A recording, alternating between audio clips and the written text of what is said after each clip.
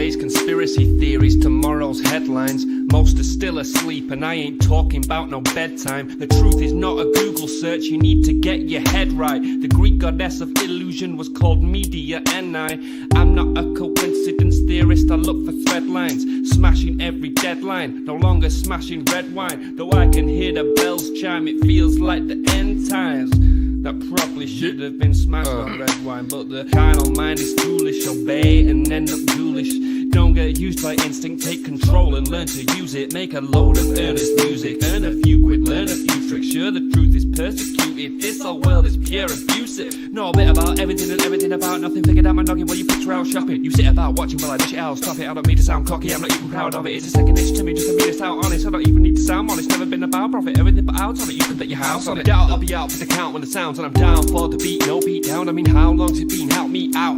I've been the only one who's held me down. All in the mind, hell freeze now. Still sick with it, healthy how? Few bars down and the world freaked out. I don't reach out, I seek out to speak out. I'ma recount the reasons they beat out.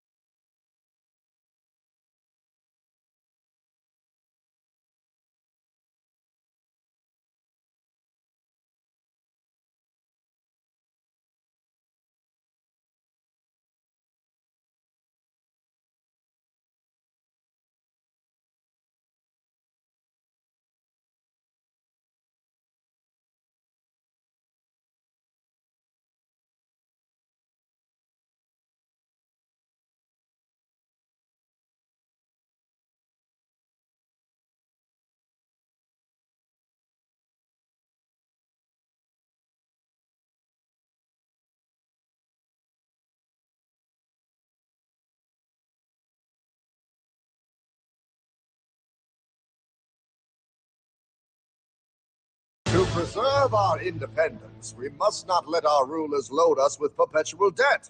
We must make our choice between economy and liberty or profusion and servitude. I place economy among the first and most important of Republican virtues, and public debt is the greatest of the dangers to be feared. It is incumbent on every generation to pay its own debts as it goes. If the American people ever allow private banks to control the issue of their money, first by inflation and then by deflation, the banks and corporations that will grow up around them will deprive the people of their property until their children will wake up homeless on the very continent their fathers conquered.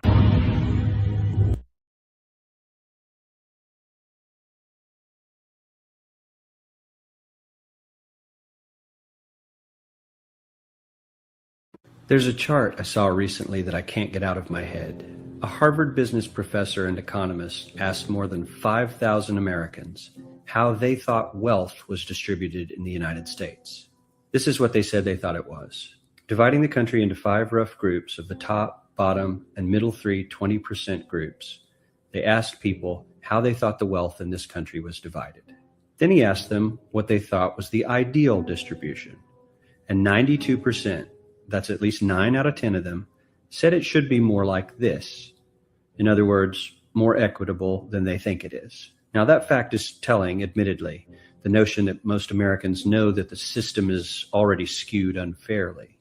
But what's most interesting to me is the reality compared to our perception. The ideal is as far removed from our perception of reality as the actual distribution is from what we think exists in this country. So ignore the ideal for a moment. Here's what we think it is again. And here is the actual distribution, shockingly skewed. Not only do the bottom 20% and the next 20%, the bottom 40% of Americans barely have any of the wealth. I mean, it's hard to even see them on the chart. But the top 1% has more of the country's wealth than 9 out of 10 Americans believe the entire top 20% should have. Mind-blowing. But let's look at it another way, because I find this chart kind of difficult to wrap my head around. Instead, let's reduce the 311 million Americans to just a representative 100 people. Make it simple.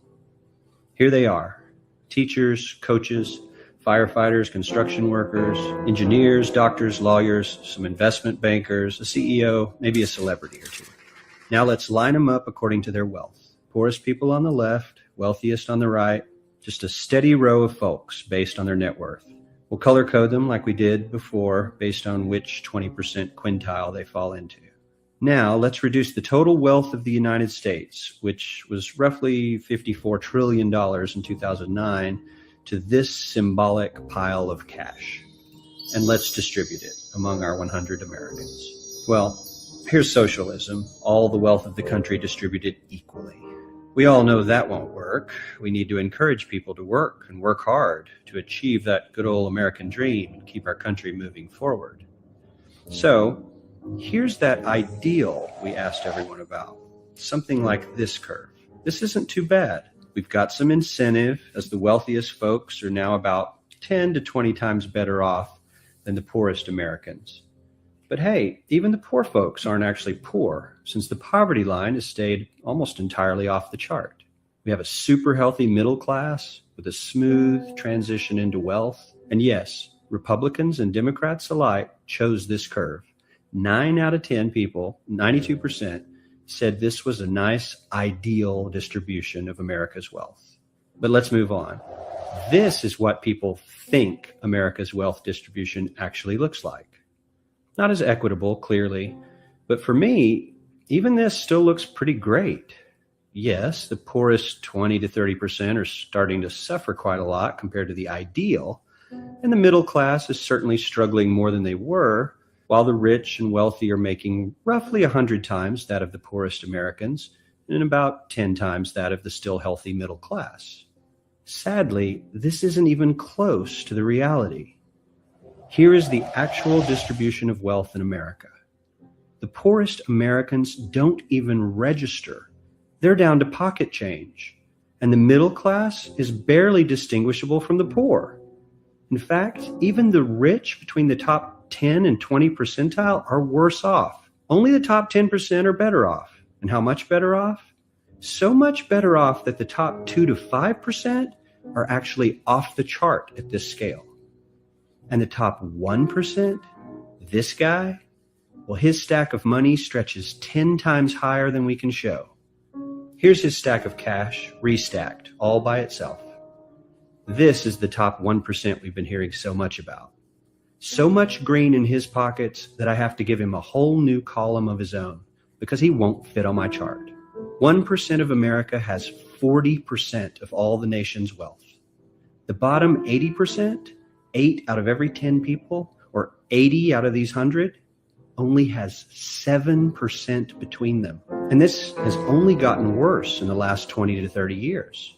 While the richest 1% take home almost a quarter of the national income today, in 1976, they took home only 9%, meaning their share of income has nearly tripled in the last 30 years. The top 1% own half the country's stocks, bonds, and mutual funds. The bottom 50% of Americans own only 0.5% of these investments, which means they aren't investing. They're just scraping by.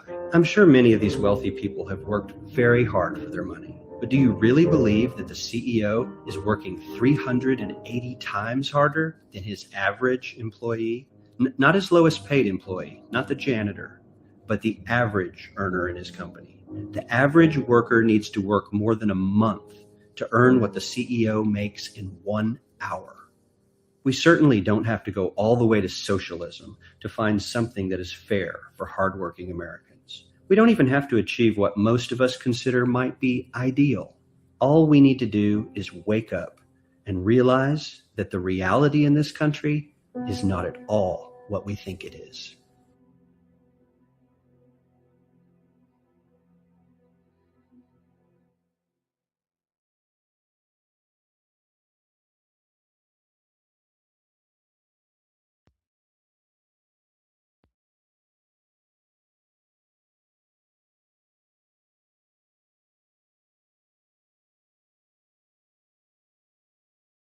Every human on this planet is enslaved, whether they know it or not. This is not the crude and primitive slavery of ancient times. It does not rely on whips and shackles to keep the oppressed in their place. These tools have been rendered obsolete by much more sophisticated methods. That most of the enslaved are unaware of their condition and would in fact argue fiercely that they are free is a testament to the effectiveness of these invisible chains. You've heard the expression, money makes the world go round. There's truth in that. Money is the prime motive for human labor in modern civilization. If you want food, shelter, and clothing, you must have money. And unless you're part of that tiny minority that has more money than they could ever spend in their lifetime, then you must work, beg, or steal for that money. That's why you get up in the morning and go to work, even if you hate your job. And that's why the specter of unemployment is more terrifying for most people than the prospect of spending 50 years of their life performing menial tasks within the confines of a fluorescent-lit cubicle. Of course, in Western countries, some are fortunate enough to have pulled away from the brink and do not live in fear that their basic needs will be met, at least for now. And yet they keep spinning the hamster wheel. Why is that? Could it be because money and the bling that it buys have become symbols of status and prestige? Money offers an illusory form of social validation, but even those who are not caught up in distinguishing themselves by how much they accumulate still must acknowledge the social stigma that comes with poverty. The combination of these primal motivators, the need for food, shelter, clothing, and social validation, is a very powerful force. It's enough to drive humans to engage in all forms of activity, even to the point of harming themselves or others in the process. The accumulation of money is therefore an accumulation of social and psychological power, and those who control the creation of money control this power at its source. So who controls the creation of money? Well, in the case of the US dollar, it's not the government. This shouldn't be an earth-shattering revelation. The fact that the Federal Reserve is a private institution owned by a cartel of the world's most powerful banks is quickly becoming common knowledge. Even the mainstream media doesn't deny it at this point. However, the full extent of what this means is only clear when you understand how the banking system really works. And unfortunately, this isn't something we're taught in school. Once you have it explained to you in simple terms, you'll understand why. Every dollar in circulation is loaned into existence by a bank. The process begins with the Federal Reserve when they loan out money to the US government and to other entities. You've probably heard this talked about before, especially in regards to the interest rate on those loans, which the Federal Reserve raises and lowers depending on economic conditions. But what's never talked about in the mainstream is the fact that the Fed isn't actually loaning out money that they have. They are merely typing those dollars into existence on a computer. You may be inclined to believe that this money is based on some physical backing like gold, but you'd be mistaken. The Federal Reserve hasn't owned any gold since the 1930s. The Federal Reserve does not own any gold at all. We have not owned gold since 1934.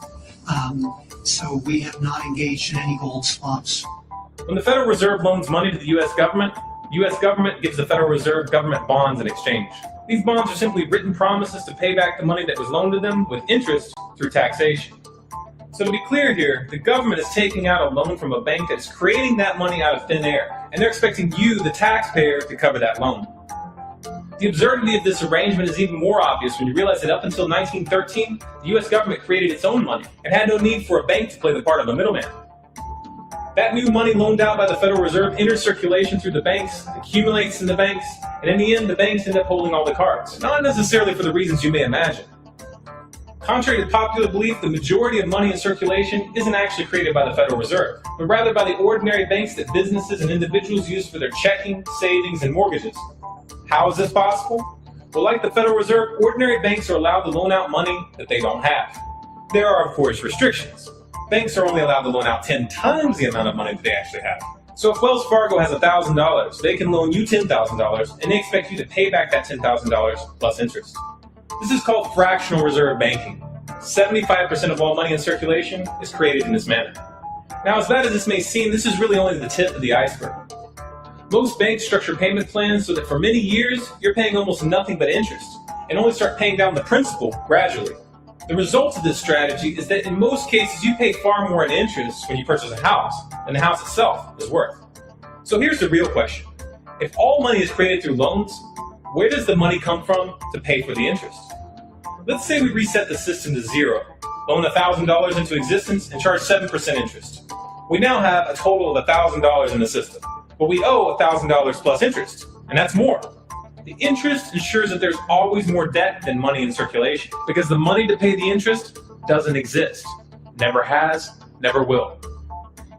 This would be obvious if there was only one loan being issued to one person in this manner, but when performed on a global scale, the reality is hidden and is transformed into a game of musical chairs where the person ending up without a seat faces bankruptcy and financial ruin. Because every dollar in existence is tied to a debt, this creates an unseen force that draws those dollars back to the banks, kind of like gravity attracts a physical object to Earth.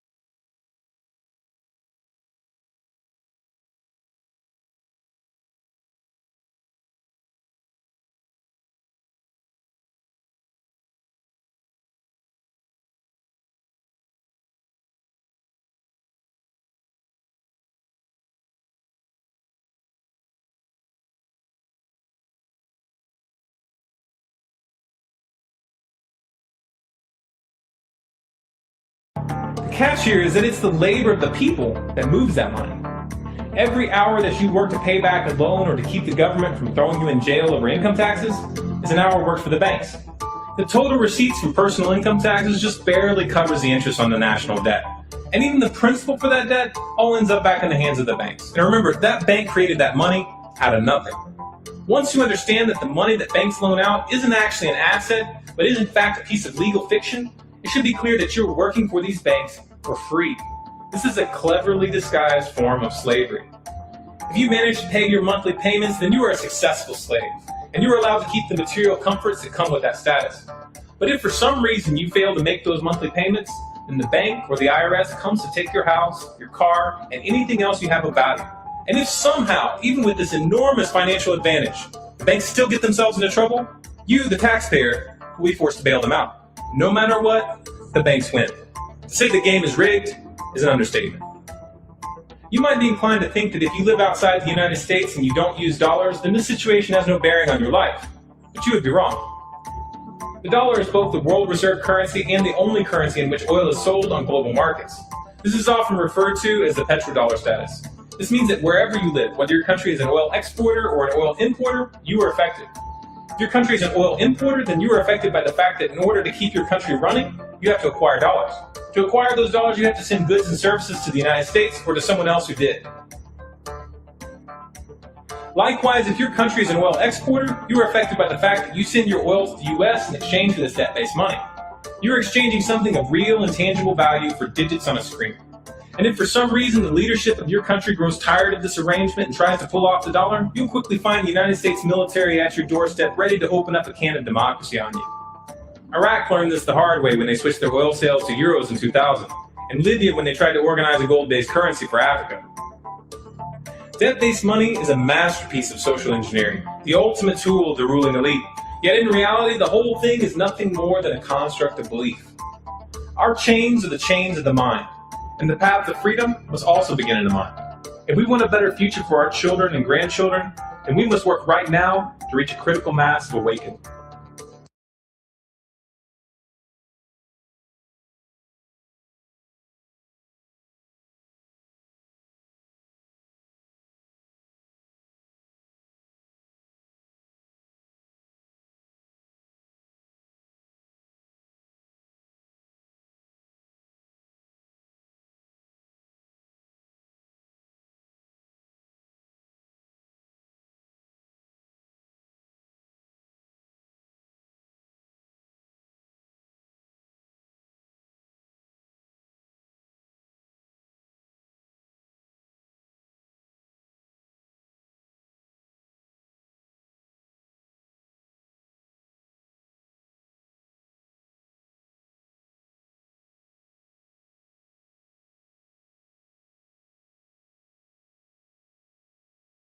Just how rich and powerful is Lord Evelyn Rothschild? Historically, the Rothschild family wealth was hidden in underground vaults. The Rothschild secret financial records were never audited and never accounted for.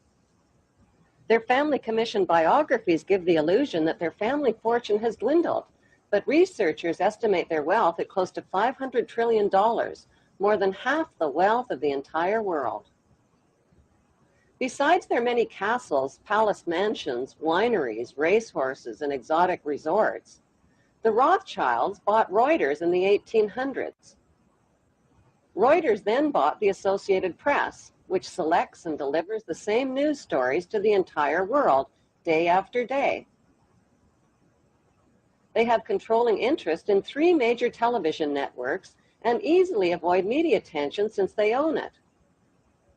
They also fix the world price of gold on a daily basis and profit from its ups and downs. Over the centuries, the Rothschilds have amassed trillions of dollars worth of gold bullion in their subterranean vaults and have cornered the world's gold supply. They own controlling interest in the world's largest oil company, Royal Dutch Shell. They operate phony charities and offshore banking services where the wealth of the black nobility and the Vatican is hidden in secret accounts at Rothschild Swiss banks, trusts, and holding companies. Although Evelyn Rothschild looks like a harmless gray-haired old man, make no mistake about it, Rothschild and his ancestors have handpicked presidents, crashed stock markets, bankrupted nations, orchestrated wars, and sponsored the mass murder and impoverishment of millions.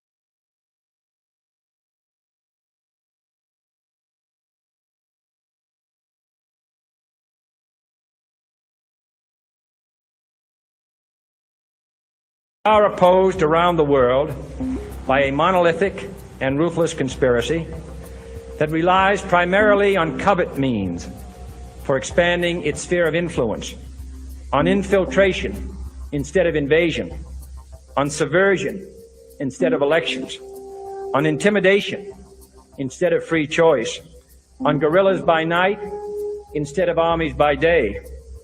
It is a system which has conscripted vast human and material resources into the building of a tightly knit, highly efficient machine that combines military, diplomatic, intelligence, economic, scientific, and political operations.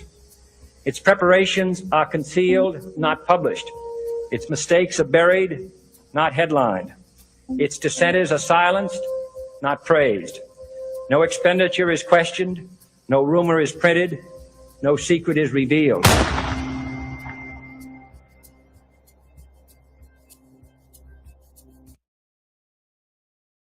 On June 4, 1963, President Kennedy signed Executive Order 11110. This executive order empowered the U.S. Treasury to issue real money without the Fed.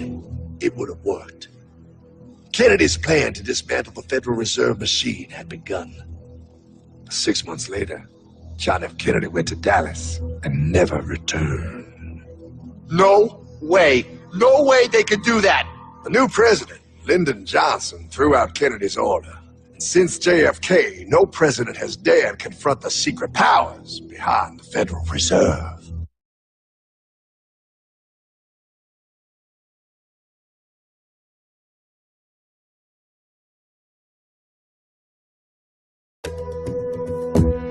In 1945, the Bretton Woods Agreement established the dollar as the world reserve currency, which meant that international commodities were priced in dollars.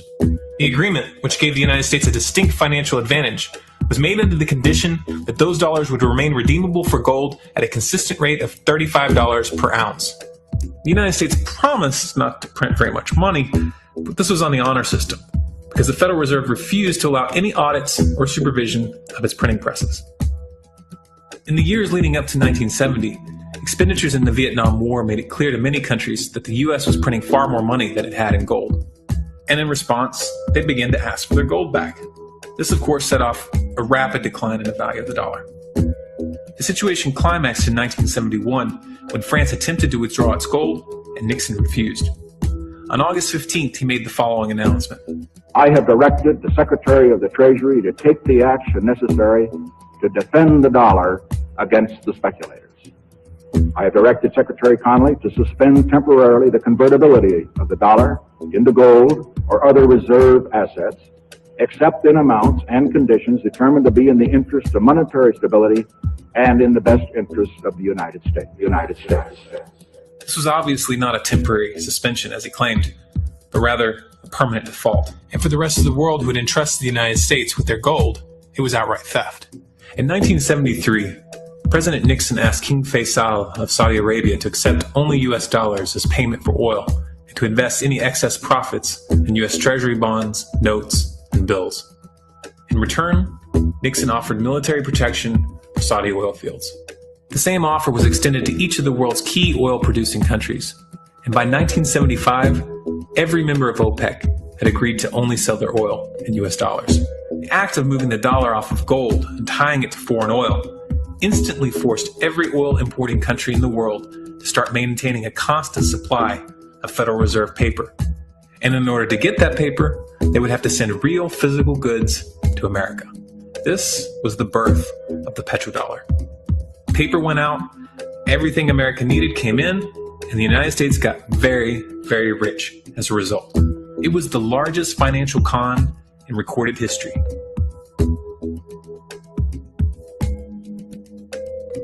The arms race of the Cold War was a game of poker.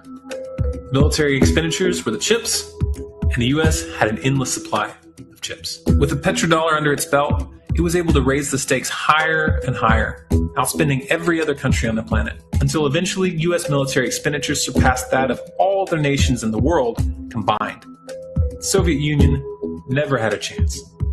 The collapse of the communist bloc in 1991 removed the last counterbalance to American military might. The United States was now an undisputed superpower with no rival. Many hoped that this would mark the beginning of a new era of peace and stability. Unfortunately, there were those in high places who had other ideas. Within that same year, the U.S. invaded Iraq in the first Gulf War. And after crushing the Iraqi military and destroying their infrastructure, including water purification plants and hospitals, crippling sanctions were imposed which prevented that infrastructure from being rebuilt. These sanctions, which were initiated by Bush Sr., and sustained throughout the entire Clinton administration, lasted for over a decade, and were estimated to have killed over 500,000 children. The Clinton administration was fully aware of these figures. We have heard that 500,000 children have died. I mean, that's more children than died in Hiroshima. And you know, is the price worth it?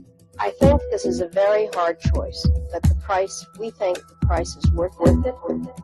Ms. Albright, what exactly was it that was worth killing 500,000 kids for?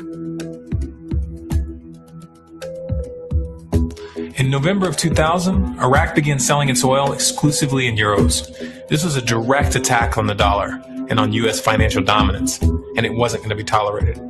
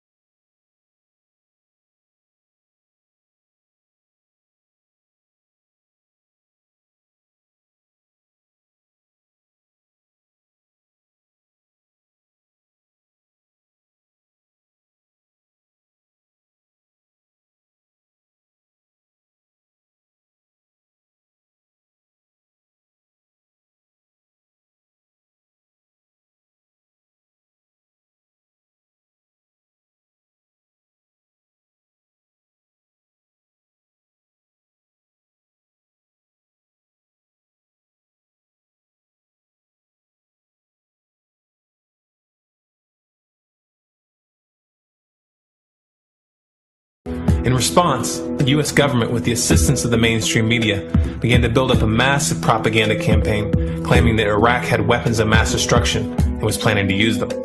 In 2003, the U.S. invaded, and once they had control of the country, oil sales were immediately switched back to dollars. This is particularly notable due to the fact that switching back to the dollar meant a 15 to 20% loss in revenue due to the euro's higher value. It doesn't make any sense at all unless you take the petrodollar into account.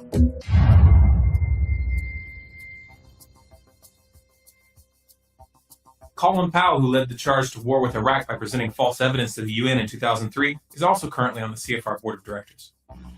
Indeed, the facts and Iraq's behavior show that Saddam Hussein and his regime are concealing their efforts to produce more weapons of mass destruction. My colleagues, every statement I make today is backed up by sources, solid sources. These are not assertions. What we're giving you are facts and conclusions based on solid intelligence. Those weapons of mass destruction got to be somewhere.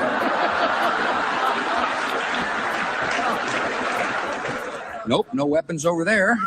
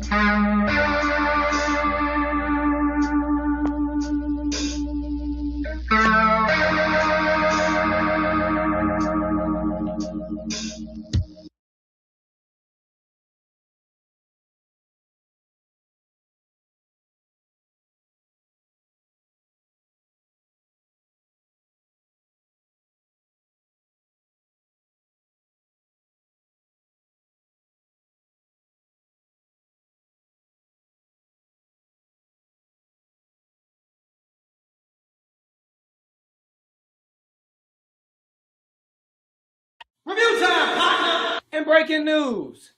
To all of you who don't like conspiracy theorists, all of y'all who don't like truthers, who want to call truthers crazy, your fun is over. Those days of you having the illusion of credibility are over. The truth prevails over your ignorance. The truth is universal. You can try to say, oh, truthers are white supremacists. How does that work? Whatever you want to say. You've been demonizing 9/11 truthers all these years. You're demonizing Sandy Hook truthers. Well, if it was a real conspiracy, don't you think the media would talk about it? Don't you think it would be on the front page of the news? Don't you think? Well, if it was a real government conspiracy, why do you think they would let that be on the news? Because you know the news stations are bought and paid for. You know the news, they read off a script, right? You know the news reporters do that, right? No, you don't know that? No, I trust my news. They are more credible than you. You are just some truther. I watch the news and I get informed. You get informed, don't you? Those reporters, they give you exclusive information. It's the third time I've said that. I'll probably say it 3 more times. See, in my line of work, you got to keep repeating things over and over and over again for the truth to sink in, to kind of catapult the propaganda. Now, you don't need us to tell you that gas prices are back on the rise. Well, if you filled up your gas tank lately, then you don't need us to tell you that gas prices are back on the rise. You don't need us to tell you that gas prices are back on the rise. You don't need us to tell you that gas prices are back on the rise. You don't need us to tell you that gas prices are back on the rise. You don't need us to tell you that gas prices are back on the rise. You don't need us to tell you that gas prices are back on the rise. You don't need us to tell you that gas prices are back on the rise. And you don't need us to tell you that gas prices are back on the rise. You don't need us to tell you gas prices are back on the rise. You don't need us to tell you that gas prices are back on the rise. You don't need us to tell you that gas prices are back on the rise. You don't need us to tell you gas prices are back on the rise. You don't need us to tell you that gas prices are back on the rise. You don't need us to tell you gas prices are on the rise. I know. President, earlier this year you told us you had ordered your administration to cease and desist on payments to journalists to promote your agenda. You cited the need for ethical concerns and the need for a bright line between the press and the government. Your administration continues to make the use of video news releases, which are prepackaged news stories sent to television stations, fully aware that some or many of these stations will air them without any disclaimer that they are produced by the government. Comptroller General of the United States this week said that raises ethical questions. Does it raise ethical questions about the use of government money to produce stories about the government that wind up being aired with no disclosure that they were produced by the government?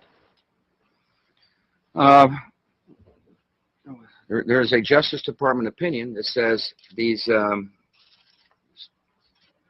pieces are within the law so long as they're based upon facts, not advocacy. And I expect our agencies to adhere to that ruling, to that Justice Department opinion. This has been a long-standing practice of the federal government to use these types of videos. Agricultural Department, as I understand, has been using these videos for a long period of time. The Defense Department, other departments have been doing so. It's important that they be based upon the guidelines set out by the Justice Department. Now, I think it'd be helpful if local stations then disclose to their viewers if that's, that this was based upon a factual report and they chose to use it.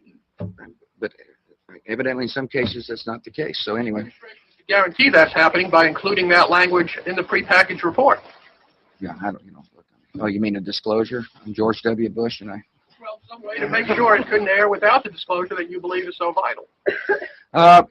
Ken, I mean, there's a procedure that we're going to follow, and the local stations ought to, if there's a deep concern about that, ought to tell their viewers what they're watching. Conan O'Brien may be about to push the envelope on late night television. Conan O'Brien may be about to push the envelope on late night television. Conan O'Brien may be able to push the envelope on late night television. Conan O'Brien may be about to push the envelope on late night television. Conan O'Brien may be about to push the envelope on late night television. Conan O'Brien may be about to push the envelope on his late night television. Conan O'Brien may be about to push the envelope on late night television. Conan O'Brien may be about to push the envelope on late night television. Conan O'Brien may be about to push the envelope on late night TV. Conan O'Brien may be about to push the envelope on late night television. For these anchors to ask no questions, do no fact checking, and hold no different interpretation of the news they're delivering is not only absurd, it's downright dangerous. Certainly, there were commentators and others, pundits at Fox News that were helpful to the White House. And certainly, we got talking points to those people. Call Sean, call Bill, call whoever. Did you do that as a regular thing? It wasn't necessarily something I was doing, but it was something that we at the White House, yes, were doing and getting them talking points and making sure they knew where we were coming from. So you were giving them talking points. But I would separate the journalists. It's important. You were using these commentators as your spokespeople. Well, certainly. I mean, certainly. I think that happens to both ways when people go on other networks as well that are favorable towards the Democrats and so forth. Nobody's ever fed me any crap like that, so I don't know what you're talking about. Well, you're an independent-minded guy. I thank you. Yeah. But aren't you a little embarrassed by the fact that your White House used a television network which is purportedly fair and balanced as your mouthpiece? I think everybody in this town uses people that are going to be helpful to their cause to try to shape the narrative to their advantage. Again, I would separate the journalists because the journalists that I worked with were people just like the rest of the White House press corps who were trying to report the news. You wouldn't use Fred Hume as somebody to sell stuff for, but you'd use the nighttime guys. Yeah, I would separate that out, and certainly, and then they'll say that that's because they agree with those views in the White House. Well, they didn't need a script, though, did they? Well, probably not. Economic factors may take some spring out of the Easter Bunny's step this year. In consumer news, economic factors may take some spring out of the Easter Bunny step this year. Economic factors may take some spring out of the Easter Bunny step this year. Economic factors may take some spring out of the Easter Bunny step this year. Economic factors may take some spring out of the Easter Bunny step this year. Economic factors may take some spring out of the Easter Bunny step this year. Economic factors may take some spring out of the Easter Bunny step this year. Economic factors may take some spring out of the Easter Bunny step this year. Economic factors may take some spring out of the Easter Bunny step this year. Economic factors may take some spring out of the Easter Bunny step this year. Economic factors may take some spring out of the Easter Bunny step this year. Economic factors may take some spring out of the Easter Bunny step this year. Economic factors may take some spring out of the Easter Bunny step this year. Economic factors may take some spring out of the Easter Bunny step this year. Economic factors may take some spring out of the Easter Bunny step this year. Economic factors may take some spring out of the Easter Bunny step this year. Economic factors may take some spring out of the Easter Bunny step this year. Economic factors may take some of the spring out of the Easter Bunny step this year.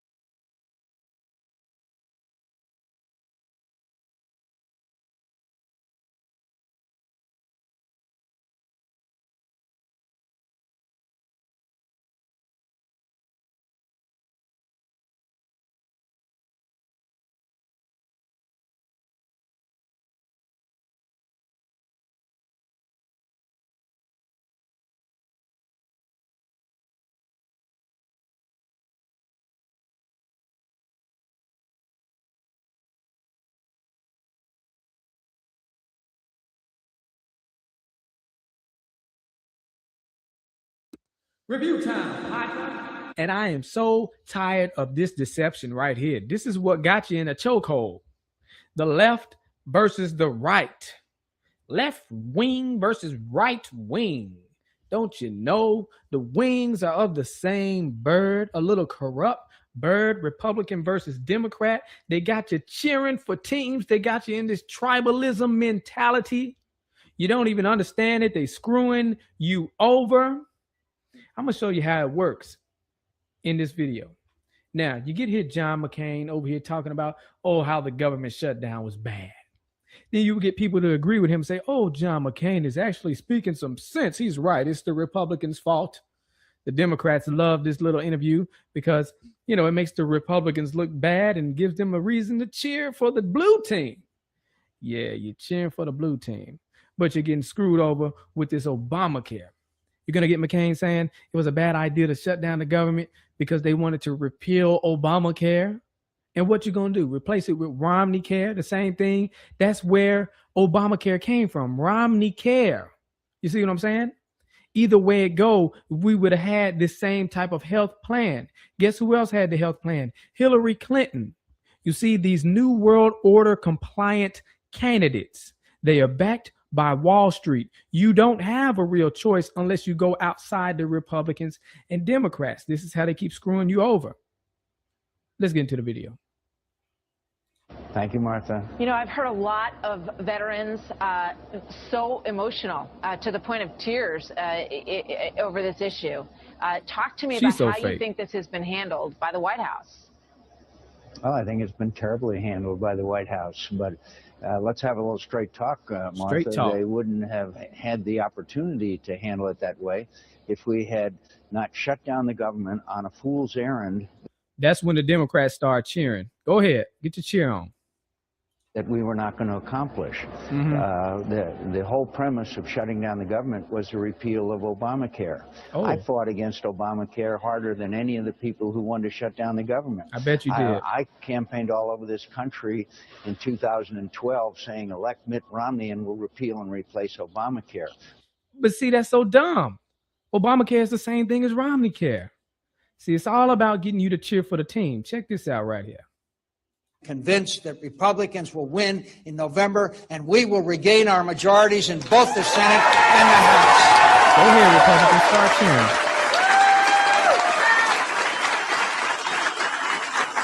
Why are you blinking like that? It's not blinking like that. What's your problem? And we will win House seats right here in Arizona. We will lead in Arizona. Let's get to the point. Jeez, this uneventful speech. And when we do, we will stop the out-of-control spending and tax increases and repeal and replace Obamacare. And they cheering. But repeal and replace Obamacare means they're going to put in Romney Care, which is the same doggone thing. Think I'm lying. Think I'm lying. We're going to look at this later. But let me see. Here we go.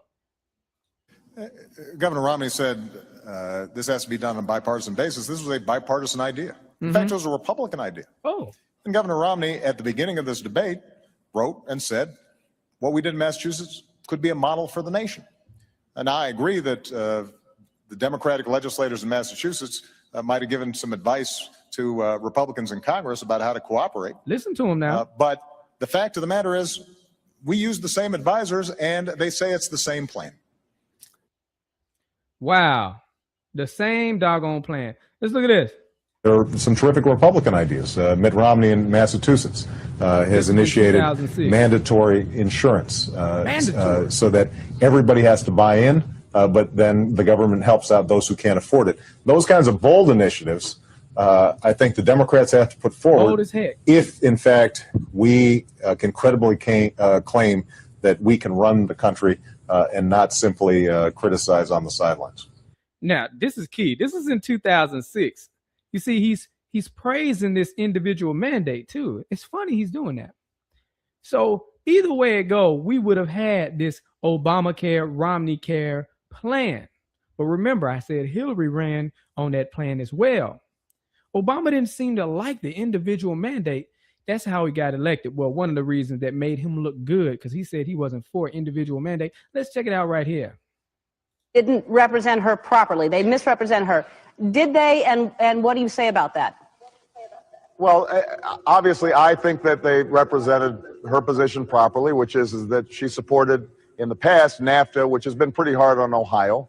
And we've had an ongoing discussion about health care. Both of us want to provide health care to all Americans. There's a slight difference, and her plan is a good one, but... Slight difference. This is the slight difference he's talking about. Check this out.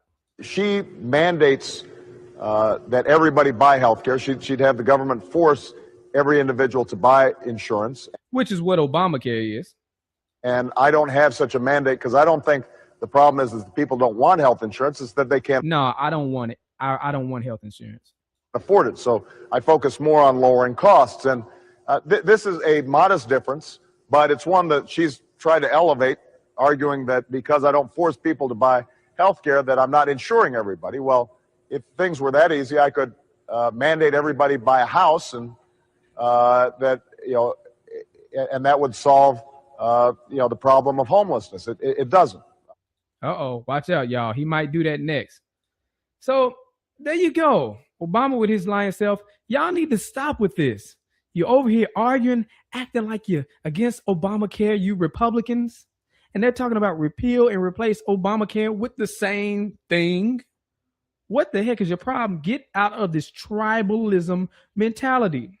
And people who would say, oh, we need Hillary Clinton. Well, she down for the same plan. It's the same thing. It's the same scheme. And why in the heck do we have a president who not only tries to sell us on a product, but forces us to buy it and penalizes us if we don't? Precisely because the product is good. I want the cash registers to work. I want the checkout lines to be smooth. So I want people to be able to get this great product.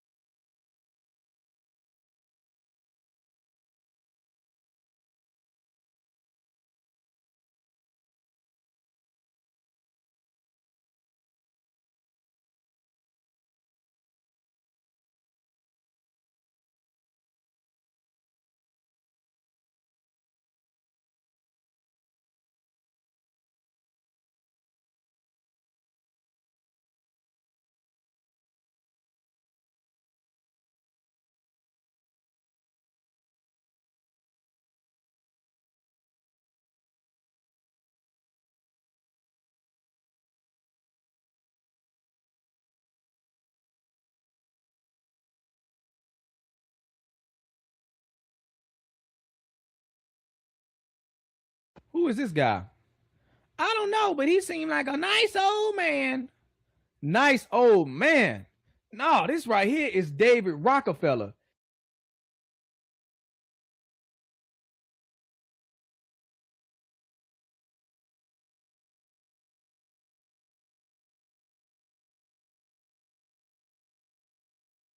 This guy right here, you need to do some research on David Rockefeller. Feel free to do that whenever you get a chance. But people who know about this man right here, they know he is nothing but trouble. Rockefellers, come back. We don't want your New World Order, you know? Leave Chile right now. Leave Chile. You are not. You're killing a lot of people. You're killing a lot of people. Leave here. Leave Chile right now. Leave Chile. Leave Chile. We don't want your world government. Leave Chile right now. Leave Chile, okay? Leave Chile. Your family is the most disgusting in the world, you know? Leave here. Leave. You also, you're a traitor to Chile. Mr. Agustin Edwards, you're a traitor to Chile, okay? You're a traitor to Chile. What you're doing right now, okay? Okay? Okay? You know everything. You know everything. You're participating with him. You're participating with him in this. Your world government will fail, okay? You heard what the man said. Leave Chile. Why was that man so mad at him? You want to know why? Because he knows the Rockefeller family is for the New World Order agenda. What is the New World Order agenda? Well, that is the plan of this secretive elite, this cabal, to bring about a one world government. And not only a one world government, but a one world currency. And not only a one world currency, but a one world religion to glue it all together, which would mean they would have total control. These small amount of people controlling the whole world has never happened before. What else is going on? Well, depopulation. These guys push for depopulation in third world countries. You can see here, Henry Kissinger. Depopulation should be the highest priority of U.S. foreign policy towards the third world. So what they're doing is systematically killing off large populations of third world countries, and they're working to bring America to third world country status. They control the banks. They control the money. They will do it. That is their plan. And eventually they want to have the population down to an amount where they can control all the people. But you know what? You don't even have to take my word for it. I had a friend, Nick Rockefeller, okay, who was one of the Rockefeller family. And he, when I was running for governor in Nevada, he came to me, introduced himself to me through an attorney. And we became friends. We started talking about things. And I learned an awful lot from Mr. Rockefeller.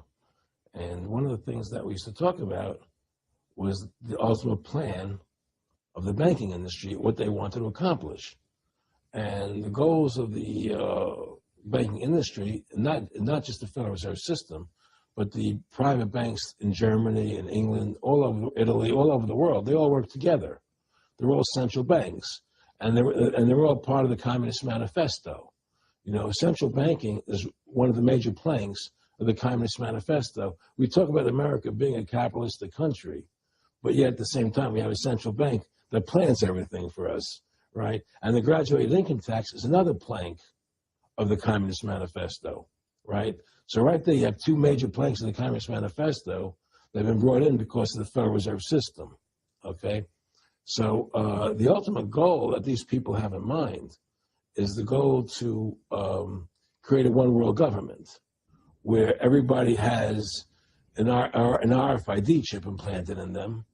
All money is to be in those chips, right? There'll be no more cash. And this is given me straight from Rockefeller himself. This is what they want to accomplish. And all money will be in your chips. And so instead of having cash, anytime you have money in your chip, they can take out whatever they want to take out whenever they want to. If they say you owe us this much money in taxes, they just deduct it out of your chip digitally. Total control. Total control. And if you're like me or you, and you're protesting what they're doing, you can just turn off your chip. And you have nothing. You can't buy food.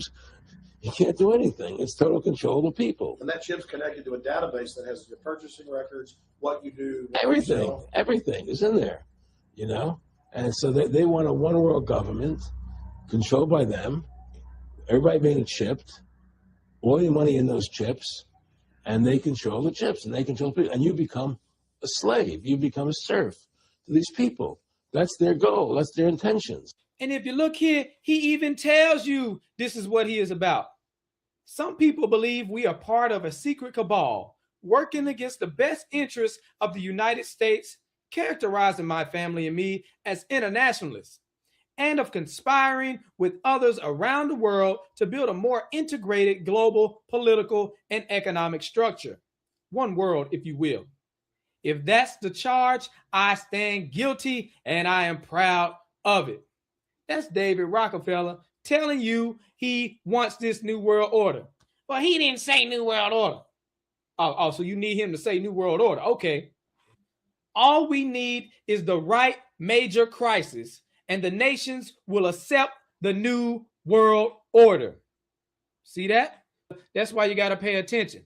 But before we break it down, I want you to see this. You were both in Skull and Bones, the secret society.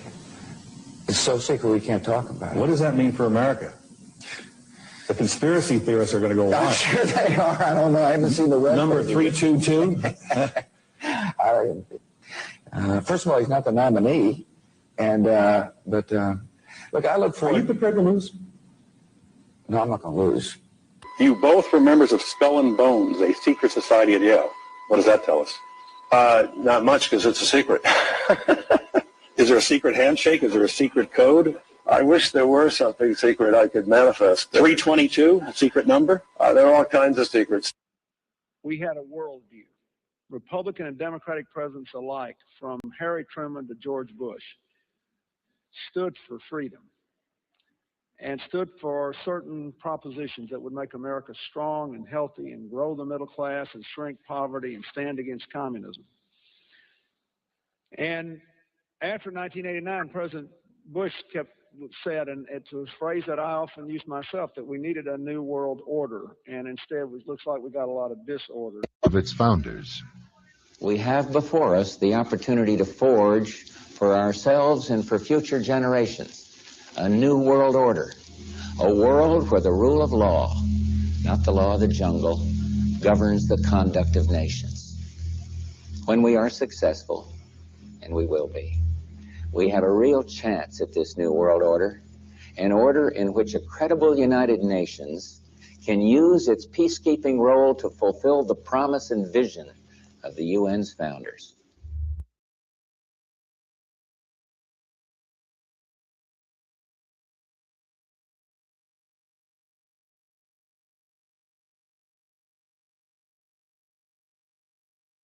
If you go outside the city of Atlanta, go east about 60 or 70 miles to the town of Elberton, and then go north on Highway 77 about 10 miles, you'll find off to the right what's called the Georgia Guidestones. Looks kind of like Stonehenge, these big, huge granite rocks set up there. This was done by a guy, we have a pseudonym, came in, paid cash, had this company set these things up in 1980. He called himself R.C. Christian, but that's not his real name. It says right on the stones, a pseudonym, false name. On these Georgia Guidestones, it gives the 10 Commandments for the New World Order. 10 Commandments for the New World Order. The first commandment was to maintain humanity under 500 million. I went there and looked at those things and said, now, hold on a minute. Today's population is 6 billion. They want to maintain humanity under 0.5 billion. Looks like a lot of people got to die for their plan to work, which is, by the way, the plan.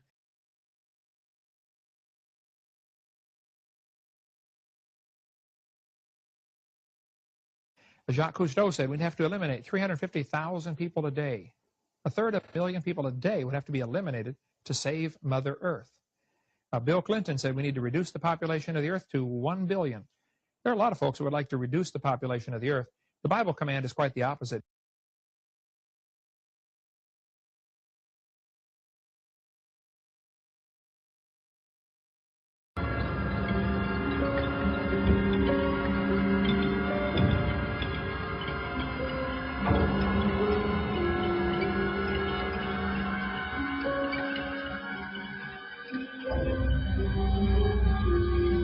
America's place in the new world order should be. It's always been seen as the global policeman. But as you said before, it's hard to see with all these military conflicts where the winner and loser lies. What should America be doing? I think globally? The global policeman should be the United Nations. And I don't think we should need one. I think we should use courts the way we do in civilian life. It's time to put war and conflict, armed conflict behind us and move on and start acting like civilized, educated human beings. Oh, you're so civilized, Ted. Let's look at your quote. A total population of 250 to 300 million people, A 95% decline from present levels would be ideal. That's Ted Turner, founder of CNN and New World Order supporter. You see, he donated $1 billion to the United Nations. This man is down for the depopulation agenda. He wants a one-child policy for 100 years, yet he got 5 kids. And you got to pay attention because these jokers will tell you that they selling out. And they do that just so it'll go over your head. So you'll be like, oh, well, they didn't really mean that. They're just being sarcastic. It's not that serious. But then at the same time, people be like, oh, well, I ain't going to believe that unless they tell me. He telling you right here. So we get Shaq admitting to the whole world that he's a Freemason and he is proud of it. What is going on there? That's a ring of my profession. You don't know nothing about that. Okay, well, can we get a close-up on that? There it is. What? I don't know nothing about What is the profession? Yeah, which profession Look are at you that talking man. about? Woo, that man so happy. Is it a legal profession? Of course it's legal. It's a ring of my profession. I'm trying to read it. Okay. It's too many diamonds. He's like, yep, I'm a Freemason. Ain't nothing you can do. Mason, are you a Mason? Of course. And all them jokers around him know what's going on. The secret ceremony. Well, you might as well put your pinky out when you drink your drink. Put your pinky out. You know, the secret ceremonies with the pencils and the... Everyone wears... Anyway, the Clippers. The Clippers. But that is impressive, Mr. O'Neal. I don't have a championship. Anyway, so the Clippers. Oh, yeah, I have 4. Those he doesn't wear. Those he doesn't wear. The Clippers. Yeah. As I was blinded by success. Look at that man right there. That's impressive. I'm blinded by success. See, they know what the deal is when you're a Freemason. You know, they get all these movie roles and all these deals. Matter of fact, Shaq was on Grown Ups 2. It was one of the worst movies I have ever seen. Oh my gosh. Terrible. Anyways, he on there. There go your boy Shaq. Shaq's a Freemason. Bring it right back to David Rockefeller. All we need is the right major crisis, and the nations will accept the new world order. So they're going to bring out a problem, and then they're going to offer a solution. One of their plans is to devalue the dollar so that it barely has any buying power. So then you go to the store, you can barely buy anything. You see the food on the shelf, but you can't afford it. What happens then? People start going crazy. People start to panic. Then people start robbing each other. People start killing each other. So then we need to bring in the police state. Oh, we're asking the government for help. And surely they are here to bring the order out of chaos. But it's not just any order. It is the new world order. And not only that, but they're going to bring about a one world currency to replace the old currency. And then they're going to bring it into a cashless society where you got to get the chip. All your money being on the chip. And also to glue it all together, the one world religion. Where these sellouts come to play, they are new world order compliant. They are here to sell you the agenda. They're going to let you know how cool it is to get a microchip in your arm. Some of y'all might think it's cool, but I know a lot of y'all don't like this type of stuff. So I'm just making sure you are aware of their agenda.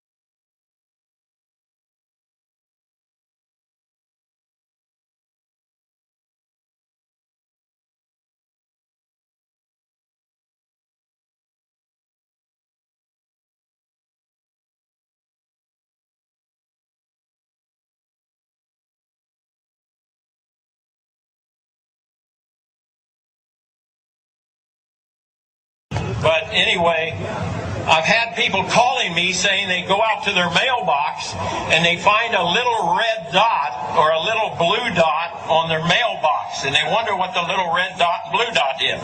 Well, it's marking your mailbox by the government, so when foreign troops come in here on us after martial law, if you have a red dot on your mailbox, they take you out immediately and shoot you right in the head.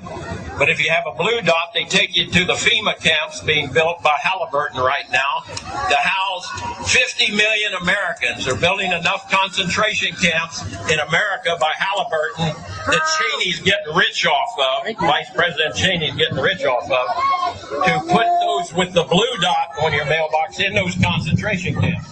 Now, if you go out and you find a pink dot on your mailbox, that means that they believe you'll be a good slave and you're going to go along with the program and serve our international Antichrist masters.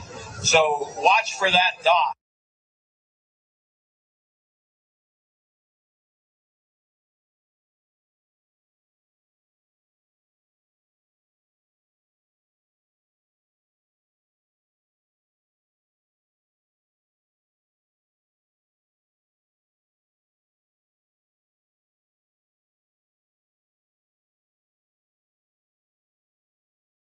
Listen to this, folks. I was pulled to the side road, which was a new cut gravel dirt road in front of a business, a builder supply business. And the right side of the road was filled with, which I thought was portable toilets. So I never looked at them that close. Same in color, maybe black, but which was an odd color. And I asked him about the field of black boxes. What were they? Because I'd never seen anything like that. And his statement was that if he told me, I would be one of few people in Madison, Georgia that knew about them. And he says they're disposable coffins, I believe he told me. And he says there's 100, at that time, he said there was 125,000 there.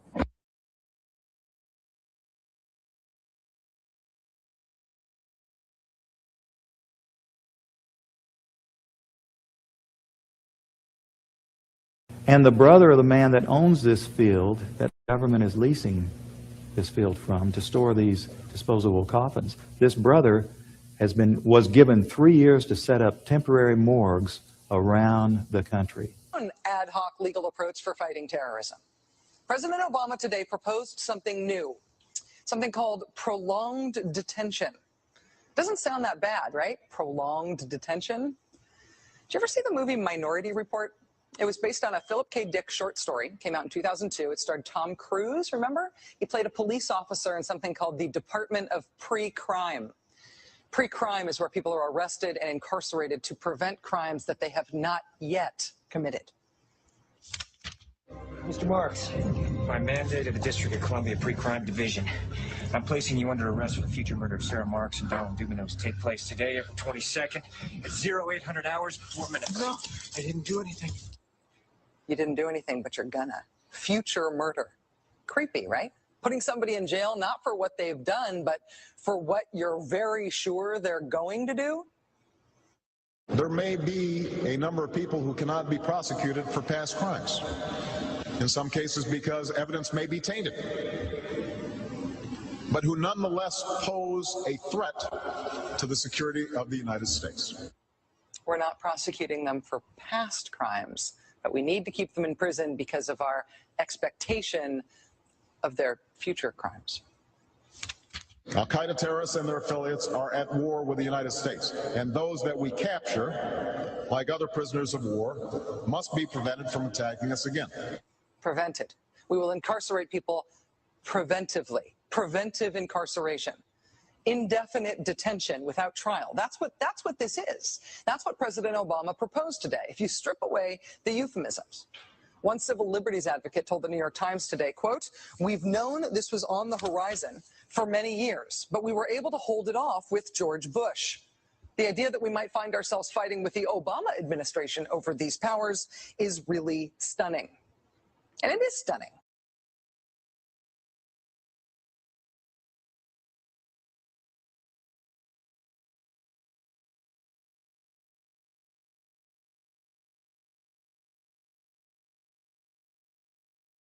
Have you heard that the Department of Homeland Security has purchased 1.6 billion rounds of ammunition last year?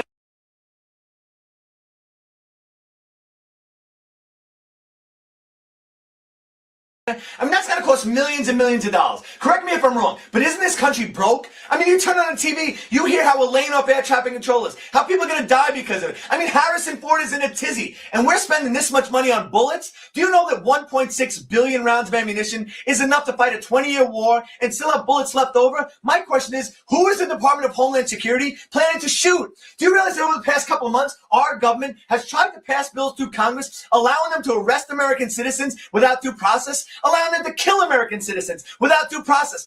And it's got the 5 regions for the FEMA camps, and it talks about barricades and barbed wire and armed guards, and it says that they built the camps and that now they need to get ready to staff them, and that they need to be ready within a 72-hour period. And so I want to challenge everybody to call their friends and their families now, and realize that the new economy is to put tens of millions of people, we already have the biggest prison population in the world, in this archipelago, this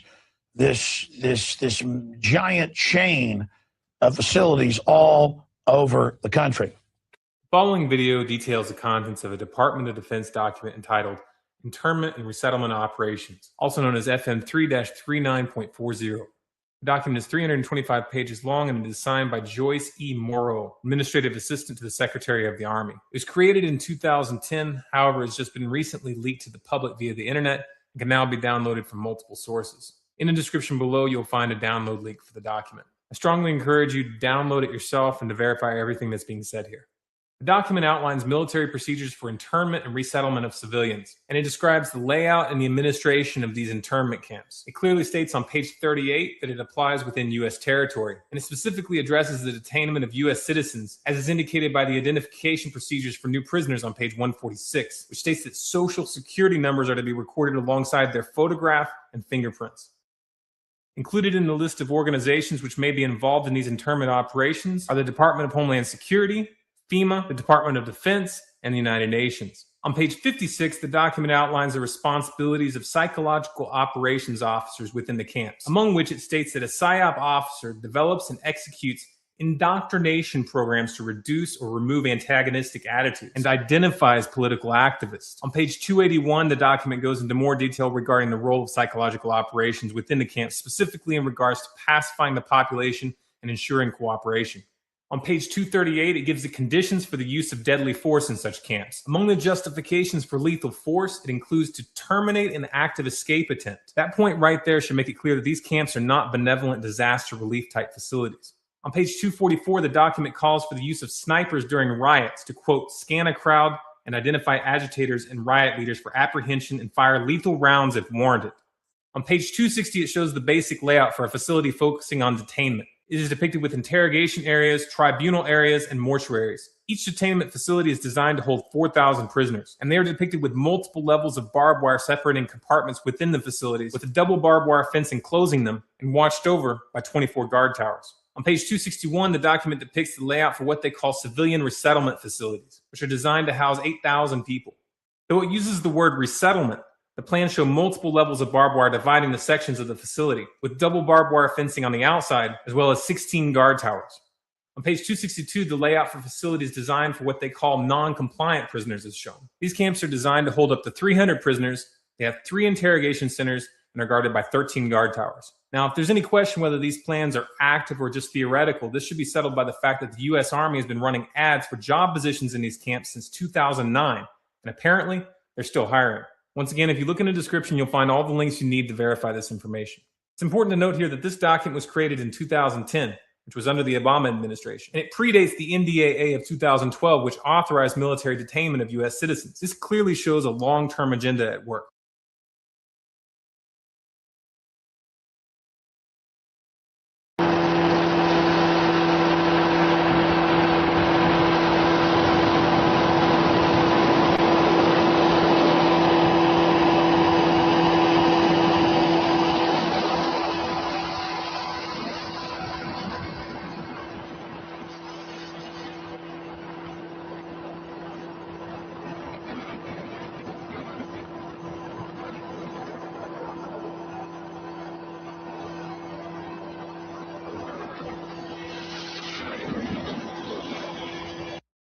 He's saying he's a military police, and he says, and we've been sent footage before by military police and others, so I want this footage of them in briefings openly talking about gun confiscations. Now, that's now in the manuals that they're training to quarantine cities and towns and confiscate guns. We've had Navy SEALs on confirming it. We have the documents. We know that. But footage, not just in some Army manual, but footage could really, really hurt the folks that are trying to covertly prepare the military for basically civil war. Brian, obviously, you've got to go back in right now. Tell us as much as you can and how we get this footage, but describe it for us. Okay, so I was in a briefing with FEMA. FEMA runs my old unit. I'm actually out now. I got out in September of this year. They were talking about suspension of the Constitution, Second and Fourth Amendment rights being taken away, and I openly asked him, are we going to take guns? He says no, but he says they will. It's clearly on the video. They will, talking about the FEMA guys with us. So that's the gist of the video. You could, I'm filming the floor because it kind of startled me when they said that they're going to suspend the Constitution under martial law, which is pretty scary to me. Essentially, yeah, we pretty much at that time, your Second Amendment, or all your rights, First Amendment rights, pretty much everything is at that moment just interrupted. Yeah. So you said that martial law suspends their Second Amendment, so I'm not going to, but would you say we would take weapons from people? Yeah, that's what they do. Yeah.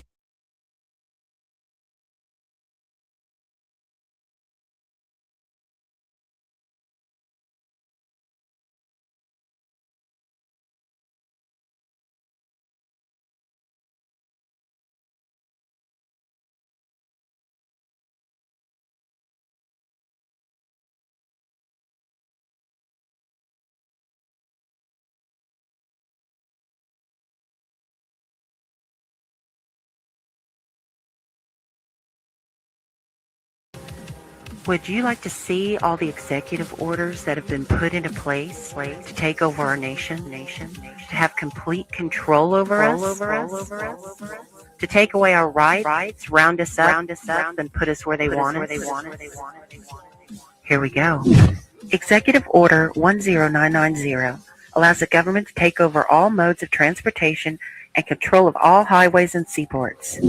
Executive Order 10995 allows the government to seize and control the communication media. Executive Order 10997 allows the government to take over all electrical power, gas, petroleum, fuels, and minerals.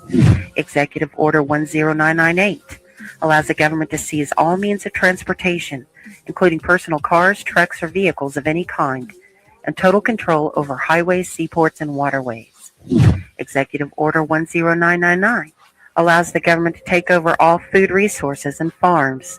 Executive Order 11000 allows the government to mobilize civilians into work brigades under government supervision. Executive Order 11001 allows the government to take over all health, education, and welfare functions. Executive Order 11002 designates the Postmaster General to operate a national registration of all persons. Executive Order 11003 allows the government to take over all airports and aircraft, including commercial aircraft. Executive Order 11004 allows a housing and finance authority to relocate communities, build new housing with public funds, designate areas to be abandoned, and establish new locations for populations. Executive Order 11005 allows the government to take over railroads, inland waterways, and public storage facilities. Executive Order 11051 specifies the responsibility of the Office of Emergency Planning and gives authorization to put all executive orders into effect in times of increased international tensions and economic or financial crisis.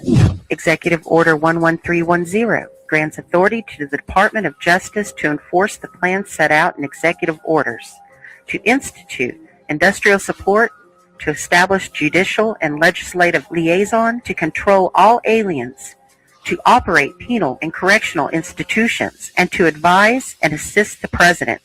Executive Order 11049 assigns emergency preparedness function to federal departments and agencies, consolidating 21 operative executive orders issued over a 15-year period.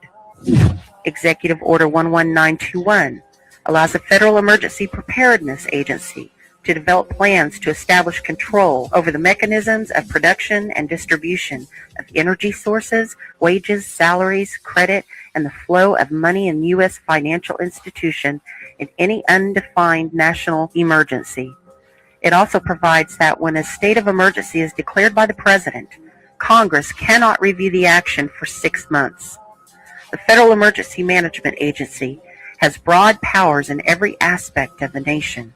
General Frank Salzito, chief of FEMA's Civil Security Division, stated in a 1983 conference that he saw FEMA's role as a new frontier in the protection of individual and governmental leaders from assassination and of civil and military installations, from sabotage and or attack, as well as prevention of dissident groups from gaining access to U.S. opinion or a global audience in times of crisis. FEMA's powers were consolidated by President Carter to incorporate the National Security Act of 1947 that allows for strategic relocation of industries, services, government, and other essential economic activities, and to rationalize the requirements for manpower, resources, and production facilities.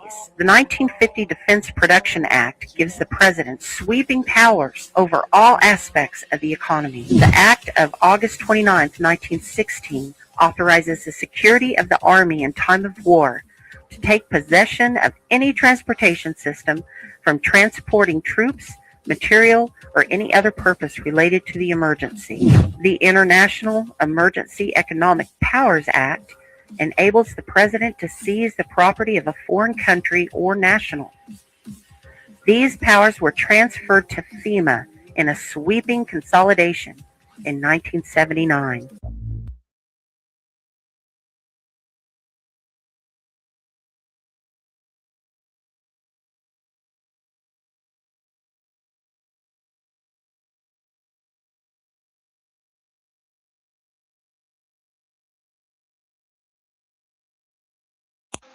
As a psychiatrist, I remember very well the condemnation by the American Psychiatric Association of Soviet psychiatrists and the Soviet Union for their use of psychiatric techniques and psychiatric medications to control political dissidents.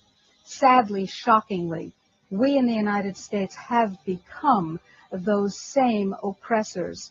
We now have a policy as exemplified by the FBI brochure from the Phoenix Office on Counterterrorism, which says people who are defenders of the U.S. Constitution against federal government and the UN, and make numerous references to the U.S. Constitution, should be monitored as potentially murderous, and fanatical terrorists, by extension, should be considered mentally unstable. Under the new Freedom Commission, mentally unstable people must be medicated on a compulsory basis with lethal and untested but very profitable psychiatric medications.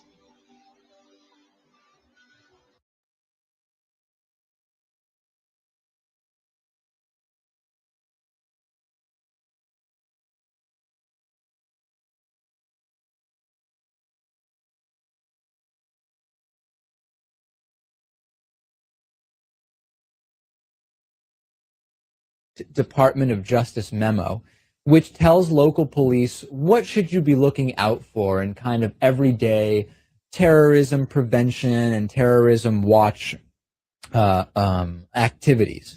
And one of the things that is considered a potential terrorist risk is individuals who harbor doubts about the official story regarding 9/11. The memo adds 9/11 official story skeptics to the growing list of targets.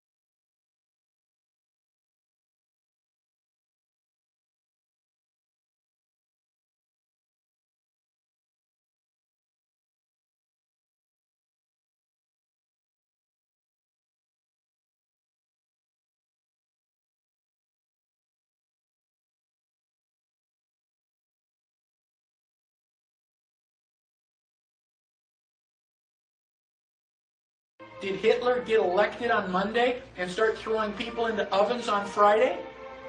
No, it was a gradual process. The first thing that Hitler did was start to write newspaper articles. Everything that was going wrong was the Jews' fault. They're the ones that caused all these problems. Did the Jews write their own newspaper articles and go, I disagree? So then the Jews had to wear the Star of David so we can tell who you are. Did they say, no, that's a violation of my privacy. I don't have to tell you. No, the Jews decided, well, it's a religious symbol. We love God. We should be proud to wear the Star of David. Eventually, the Germans came in and they broke all of the windows in all of the Jewish businesses in one weekend. The Saturday night was known as Kristallnacht, which is German for Night of Glass. Did the Jews rise up and say, now, damn it, you're violating my property. You shouldn't do that? No. Gosh, we don't want to make the Germans any madder than they already are. Don't piss them off. They've got guns. Eventually, the Germans are loading them up into cattle trailers on the trains. Where do you think you're going? On vacation? Where do you think they're going to take you? Well, now you're cold and naked, and they're walking you into the ovens where you're going to go to mass execution. Is it time now to raise your hand and say, you know, I tend to disagree with all of this? Bang! You're dead. It's too late to complain. You should have complained at the beginning when you at least had a chance. How bad do things have to get before you do something? Do they have to take away all your property? Do they have to license every activity that you want to engage in? Do they have to be throwing you on cattle cars before you start to say, now wait a minute, I don't think this is a good idea? How long is it going to be before you finally resist?